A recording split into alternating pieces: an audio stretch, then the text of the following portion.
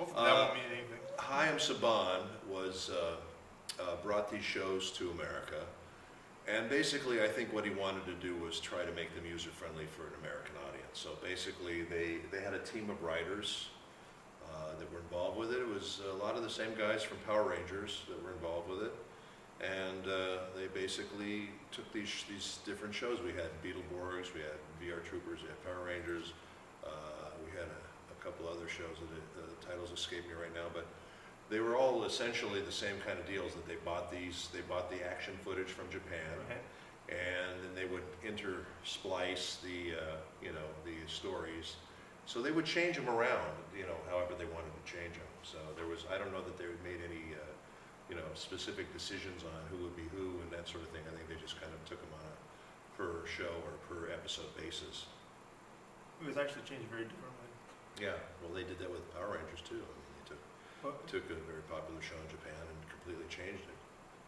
Yeah, but they changed like the motives of the characters a lot. Like some good guys are bad guys. And Yeah. Some of the most. I had no idea what I was doing, and I fell so madly in love with Steve's voice as Spike that I swore I would play Julia should she ever show up, and I did cast myself as Julia. And a little note that Steve and I are now engaged to be married, so Spike and Julia.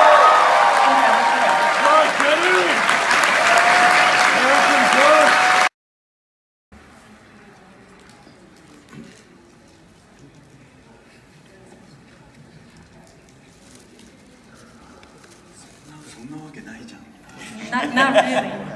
Not really. I don't know about you guys, but I'm just geeking out sitting next to you.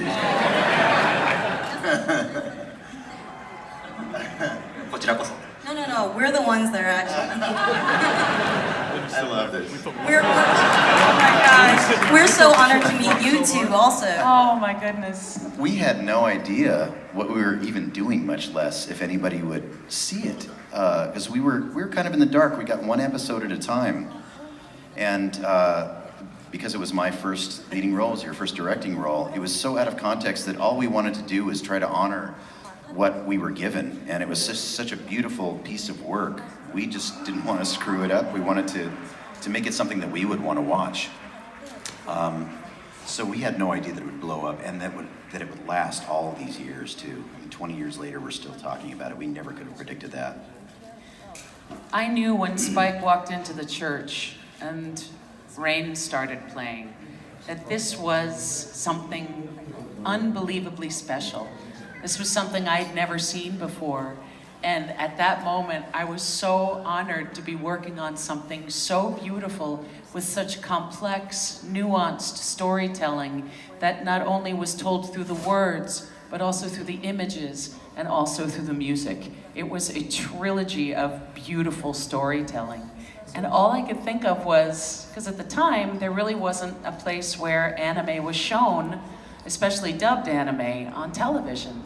And all I could think to myself was, this may be the greatest show I ever work on, and I don't know if anyone is ever